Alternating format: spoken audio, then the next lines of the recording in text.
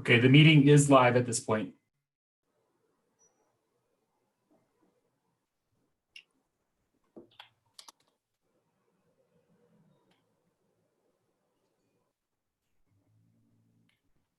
Is everybody here? I think everybody but Ben. Well.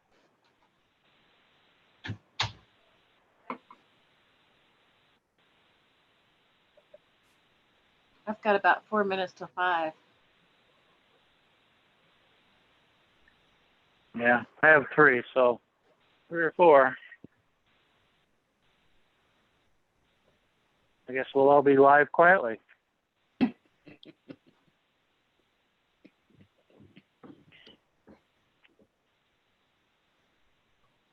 Andy's the singer in the crowd. I'm sure he could do us a little song. He's muted.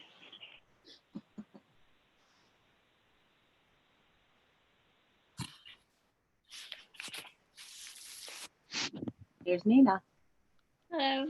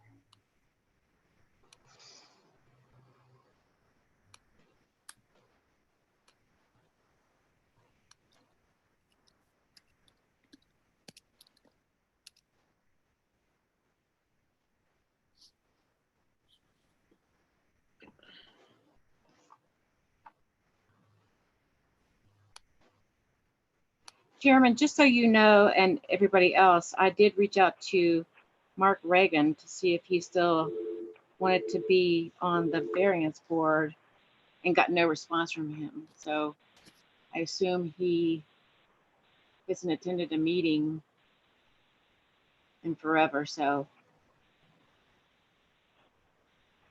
Well, no answer is an answer. I agree. So if you know anybody else who wants to be on the variance board, have them contact me.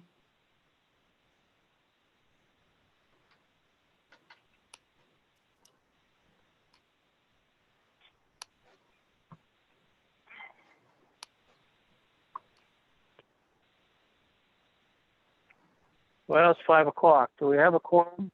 We do. Okay.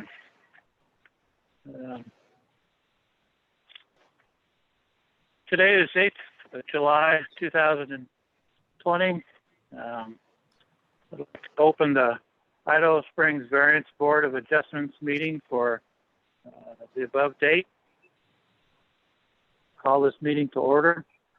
Roll call, Gary Crane, present. Ann Zimmerman, Present. Doug Smith,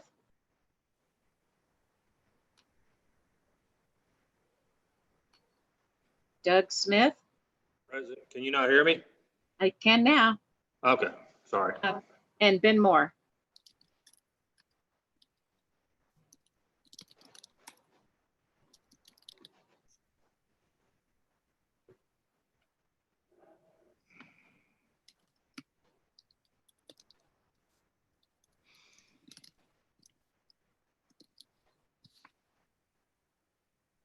No Ben Moore? No, Ben Moore. Okay, well, we got 3 anyway.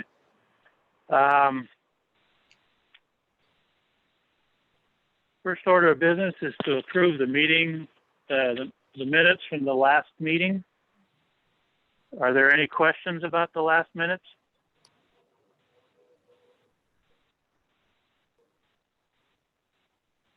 Hearing none. Do I hear an approval of the last minutes? I move to approve the minutes of the last meeting. Second. Do I hear a second? Second. Roll call, Gary Crane, approved. Ann Zimmerman, Approve. Doug Smith. Proof. Okay, so now we're on to the new business. We have variance for a lot setback. Let's start with the staff report. Hello, this is Mike Davenport. Just as a brief introduction, I'll note that the meeting was continued twice. The first meeting scheduled in May was continued because of incomplete notice. The second meeting, which was scheduled in June, wound up also being continued because the meeting coordinator was not available at that time. So hopefully we're finally getting through this item tonight. The staff report was mostly completed by Alan before he left. I did go through it and then I did visit the site twice just to look at the different facts that are contained in the staff report. But briefly, the applicant is requesting a variance to reduce the front setback from the required 30 feet to 20 feet for a proposed house that's approximately 4,782 square feet in size. The lot is over 14,000 square feet and is zoned residential estate. This zone district requires a 30-foot front setback and a 20-foot rear setback. Most of the property contains significantly steep slopes with an average of approximately 30%. At the rear of the lot, the property slopes more than 60% up to Divide View Road. Few of the existing houses along Montaigne Drive meet the 30-foot front setback requirement. The majority of houses appear to maintain less than a 20-foot front setback, and this is probably due to the steep topography and where the most buildable portion of the lot is located. The applicant requests a variance to reduce the front back from 30 feet to 20 feet, according to the applicant's architect. Locating the house at the required 30-foot front setback would result in significantly more retaining walls, more cutting into the slope, less natural light for the bedrooms toward the rear, and additional expenses of more than $30,000. In addition, the applicant contends the farther the house is moved south, which is to the rear and up the slope, the more retaining walls have to be designed for additional load bearing to account for the traffic that would be using Divide View Road above the property. The architect has also mentioned reducing the footprint of the house would result in 2 bedrooms versus a 3-bedroom house and result in a steeper driveway, makes the house much less marketable in the area. The role of the Board of Adjustment per section 21-109 of the City of Idaho Springs Land Development Regulations, the Variance Board may authorize variances from the required code and shall apply the following criteria.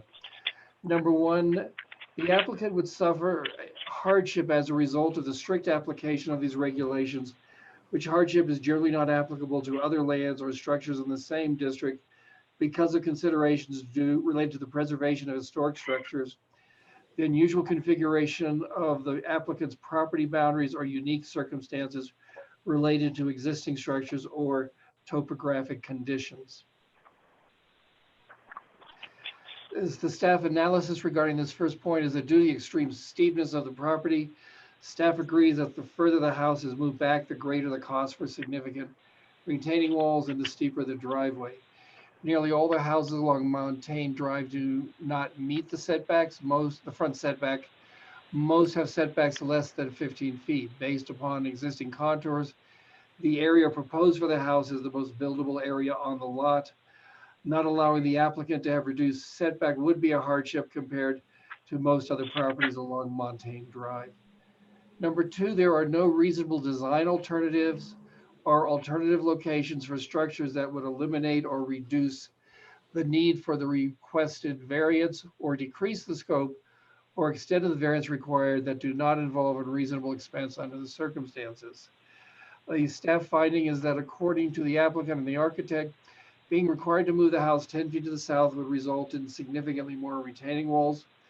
The applicant has estimated this cost to be as much as $30,000. Part of this cost would be additional walls and fill cost, and some would be the requirement for additional engineering to account for the cutting into the steep slope that is closer to Divide Road, which is above the property. The applicant probably has the option of reducing the footprint of the house to meet the setbacks at 3,372 square feet. The footprint of the existing house is one of the larger houses in the neighborhood. The largest is 900 square feet, which is larger than the proposed house, and the average in this area is 2,354 square feet. The applicant's architect has noted reducing the size of the house would reduce the house from 3 bedrooms to 2 bedrooms. Staff cannot confirm whether or not this is true or why the internal design cannot be altered to reconfigure a smaller 3-bedroom house. However, a complete redesign would come with considerable cost to the applicant. The requested reduction in setback would still result in a greater setback than found on some of the other existing properties in the vicinity. Number 3, the need for the variance does not result from the intentional, reckless, or negligent actions of the applicants or his or her agent, a violation of any provision of this chapter, this code, any other code or ordinance adopted and in effect in the city or previously granted variance. Staff analysis, the steep slope is an existing condition, although this is a condition shared with other properties in the area. There are houses in the immediate area that do not meet the front setback requirement. A smaller house may be possible, but the house falls within the size range of houses in the vicinity. Number 4, reasonable protections are afforded adjacent properties. Staff analysis, the proposed 20-foot setback is actually greater than the front setback of the majority of houses in the neighborhood. A less steep driveway will also result in a safer condition for a vehicle entering the street from the driveway. Number 5, the variance is the minimum variance that will make possible the reasonable use of the land or structure. Staff analysis, staff is unsure whether or not the smaller footprint could be designed to reduce or eliminate the need for a variance or retaining wall. The applicant does have reasonable use of the property.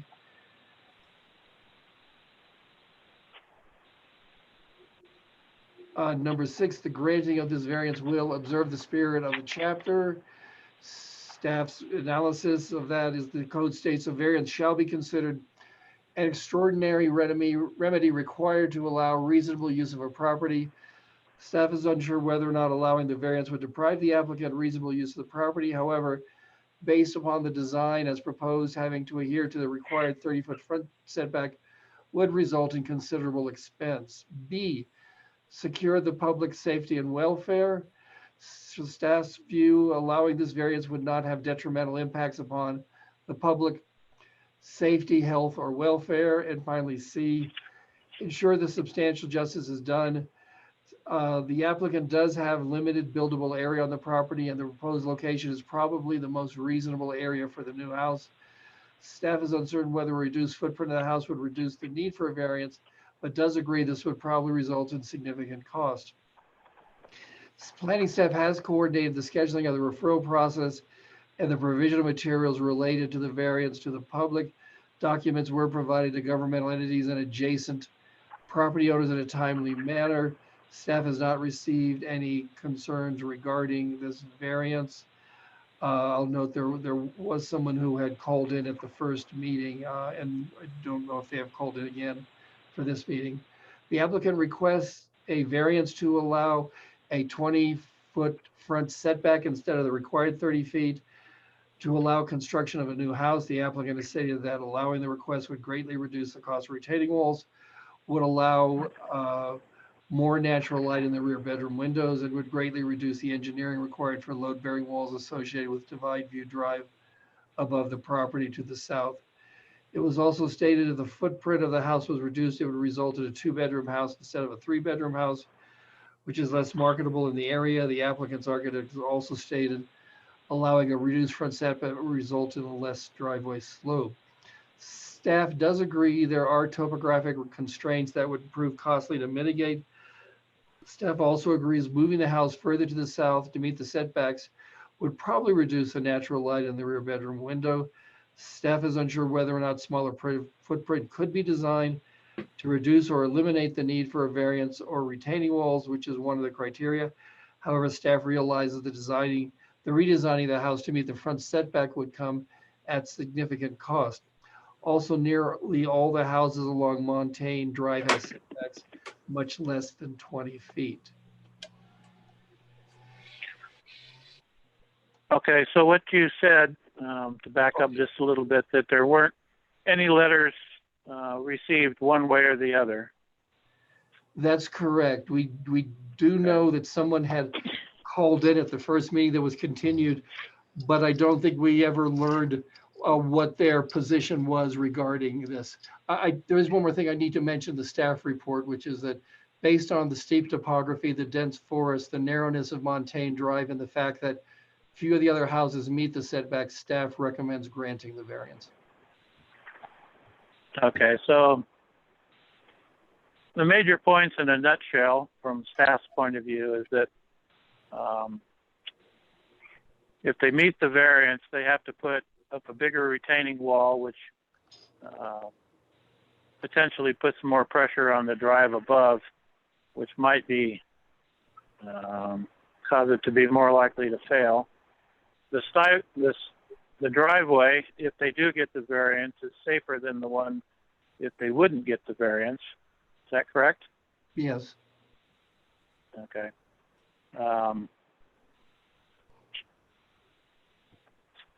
Okay, so does anybody on the board have questions for staff? No. Okay. At this point, I'm going to close the staff report, and I'm going to open it up to the meeting up to public comment. Is there anybody who wishes to comment about this variance? As the applicant, can I comment? You can talk all you want. Okay. I'm sorry if I know I'll probably repeat a couple things, but just wanted to make sure the point was made.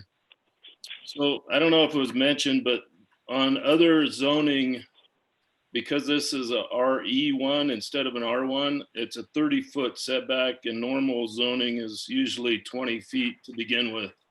So the zoning up there is a little deeper than normal. The existing houses, the two neighboring houses, from what I can tell, are about 11 feet and 13 feet off the road, but that's not a specific measurement. That was just done off the county maps. And then the 20-foot setback that I'm requiring or asking for is only 1/2 of the garage and the living quarters above the garage. The rest of the house is actually behind the 30-foot setback. So it's a small portion of the house that's impeding on the setback variance. And this less steep driveway, if ever needed for emergency services, I think that's a a plus for any emergency services that might ever have to go up there if needed. And then the point about the smaller house, even if the house was designed smaller, I think we'd still ask for the setback because of the retaining wall would still be a great cost in the back and putting pressure on that upper road. So even going with a smaller house, it's still gonna have some issues with the 30-foot setback. And that's about all I had. Okay. Is there anybody else that would like to make a public comment?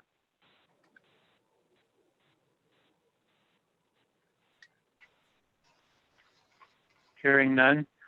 Is there anybody on the board that would like to ask the applicant any questions?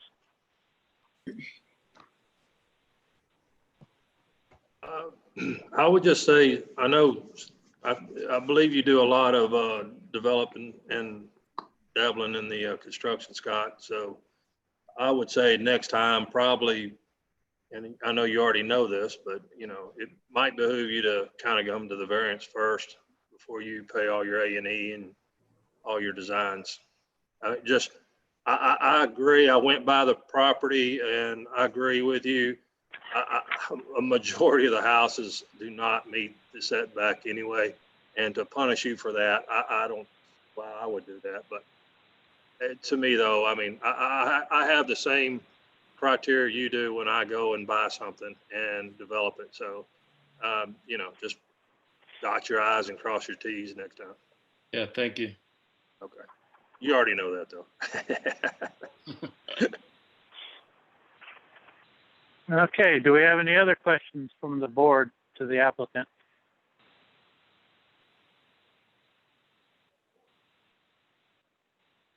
Hearing none, I'm going to close the public comment part of this meeting and open up the board part. Is there any discussion among the board members about the variance?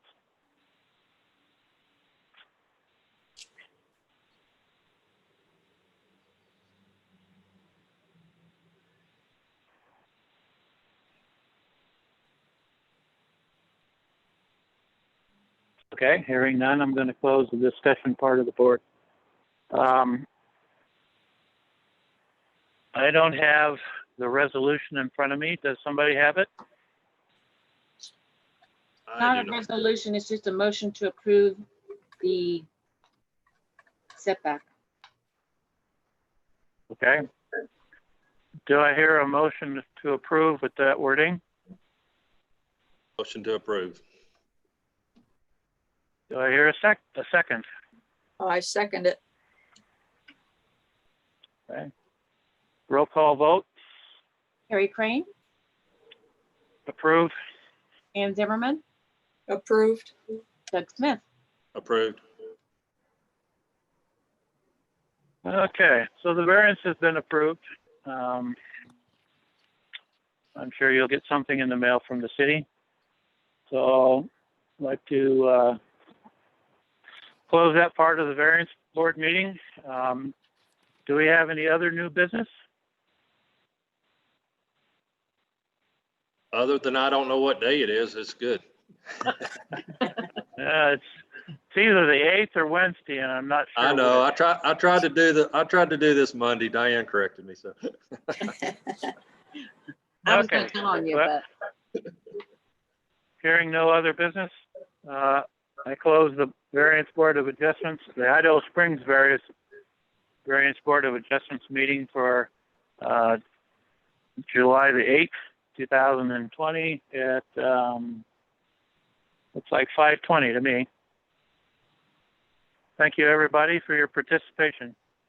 Yep, thank you. thank you. Thank you.